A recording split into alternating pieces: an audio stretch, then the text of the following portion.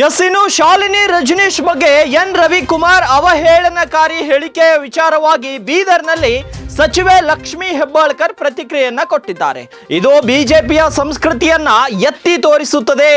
ಪದೇ ಪದೇ ಮಹಿಳೆಯರಿಗೆ ಅಪಮಾನ ಮಾಡುವುದು ಅವರ ಚಾಳಿಯಾಗಿದೆ. ಬಿಜೆಪಿಯ ಎಲ್ಲರ ಮನಸ್ಥಿತಿ ಇದೇ. ಏನಪ್ಪ ಇದು ವಿಚಾರ ಮಾಡಬೇಕಾಗಿದೆ. ಶಾಲಿನಿ ರಜನೀಶ್ ಅವರು ಸರ್ಕಾರದ ಚೀಫ್ ಸೆಕ್ರೆಟರಿ ಅವರ ನೈತಿಕ ಸ್ಥೈರ್ಯ ಕುಗ್ಗಬೇಕು. ಮಹಿಳೆಯರು ಮುಂದೆ ಬರಬಾರ್ದು. ಬಿಜೆಪಿಯ ತತ್ವ ಸಿದ್ಧಾಂತವಾದ ಮನುಸ್ಮೃತಿಯನ್ನ ಎಲ್ಲೆಡೆ ಬಿತ್ತಲು ಹೊರಟಿದ್ದಾರೆ. ಇದು ಅವರ ಭಾವನೆ. ಅಚಾನಕ್ಕಾಗಿ ಇಂತಹ ಮಾತುಗಳು ಬರುವುದಿಲ್ಲ. ಕೆಟ್ಟ ಬಾಯಿ, ಹೊಲಸು ಬಾಯಿ, ಏನ್ ಮಾತಾಡಿದ್ರು ಜನ ಕ್ಷಮಿಸ್ತಾರೆ ಅನ್ನೋ ಭಾವನೆ ಅವ್ರಿಗೆ ಬಂದಿದೆ. ಅವರ ಹೇಳಿಕೆ ಖಂಡನೀಯ ಅಂತ ಬಿಜೆಪಿಯ ವಿರುದ್ಧ ಲಕ್ಷ್ಮೀ ಹೆಬ್ಬಾಳ್ಕರ್ ಅವರು ಇವತ್ತು ಬೀದರ್ನಲ್ಲಿ ವಾಗ್ದಾಳಿಯನ್ನು ನಡೆಸಿರುವಂಥದ್ದು. ಹಾಗಾದ್ರೆ ಲಕ್ಷ್ಮೀ ಹೆಬ್ಬಾಳ್ಕರ್ ಏನ್ ಹೇಳಿದ್ದಾರೆ ಬನ್ನಿ ಕ್ವಿಕ್ ಆಗಿ ನೋಡೋಣ. ನೋಡಿ, ಇದು ಬಿಜೆಪಿಯ ಸಂಸ್ಕೃತಿಯನ್ನು ಎದ್ದಿ ತೋರಿಸುತ್ತೆ. ಯಾಕಂತಂದರೆ ರವಿಕುಮಾರ್ ಅವರು ಅಷ್ಟೇ ಅಲ್ಲ, ಪದೇ ಪದೇ ಈ ರೀತಿಯಾದಂಥ ಹೇಳಿಕೆಗಳನ್ನು ಮಹಿಳೆಯರಿಗೆ ಅಪಮಾನ ಮಾಡುವಂಥದ್ದು ಅವರ ಚಾಲಿಯಾಗಿಬಿಟ್ಟಿದೆ.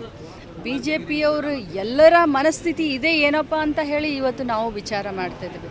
ಇವತ್ತು ಶಾಲಿನಿ ರಜನೀಶ್ ಅವರು ಯಾರು? ಅವರು ಒಂದು ಸರ್ಕಾರದ ಚೀಫ್ ಸೆಕ್ರೆಟ್ರಿ, ಅಡ್ಮಿನಿಸ್ಟ್ರೇಷನ್ನ ಚೀಫ್ ಸೆಕ್ರೆಟ್ರಿ. ಹೇಗೆ ಶಾಸಕಾಂಗಕ್ಕೆ ಹೇಗೆ ಮುಖ್ಯಮಂತ್ರಿಯವರು ಇದಿರ್ತಾರೆ, ಹಾಗೆ ಅವರು ಕೂಡ ಅಡ್ಮಿನಿಸ್ಟ್ರೇಷನ್ ಡಿಪಾರ್ಟ್ಮೆಂಟ್ಗೆ ಅವರು ಕೂಡ ಚೀಫ್ ಸೆಕ್ರೆಟ್ರಿ. ಅವರ ನೈತಿಕ ಸ್ಥೈರ್ಯ ಕುಗ್ಗಬೇಕು. ಮಹಿಳೆಯರು ಯಾರೂ ಕೂಡ ಮುಂದೆ ಬರಬಾರ್ದು. ಅವರ ಒಂದು ಮನುಸ್ಮೃತಿ ಏನಿದೆ ಅಲ್ಲ, ಬಿ ಜೆ ಪಿಯವರ ತತ್ವ ಸಿದ್ಧಾಂತ ಅಂತ ಹೇಳ್ತಾ ಇರ್ತಾರೆ, ಮನುಸ್ಮೃತಿಯ ಏನಿದೆಯಲ್ಲ ಅದನ್ನು ಎಲ್ಲ ಕಡೆ ಬಿತ್ತನೆ ಮಾಡಲಿಕ್ಕೆ ಹೊರಟಿದ್ದಾರೆ. ಇದು ಅವರ ಭಾವನೆ. ಯಾಕಂದರೆ ಅವರು ತಾವಾಗಿ ಈ ರೀತಿ ಹೆಣ್ಮಕ್ಳ ಬಗ್ಗೆ ವಿಚಾರ ಮಾಡೋದ್ರಿಂದ ಇಂಥ ಭಾಷೆಗಳು ಬರ್ತವೆ, ಅಚಾನಕ್ಕಾಗಿ ಬರೋದಿಲ್ಲ.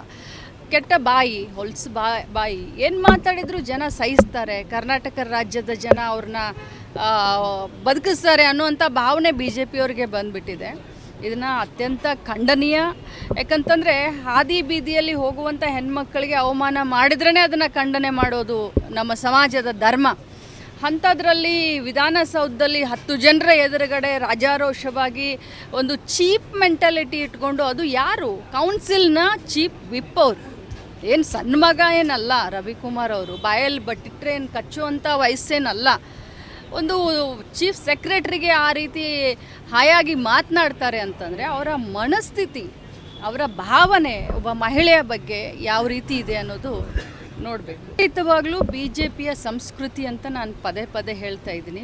ಸಂಸ್ಕೃತಿ ಏನಿದೆಯಾ ಆದರೆ ಎದ್ದು ತೋರಿಸ್ತಾ ಇದೆ.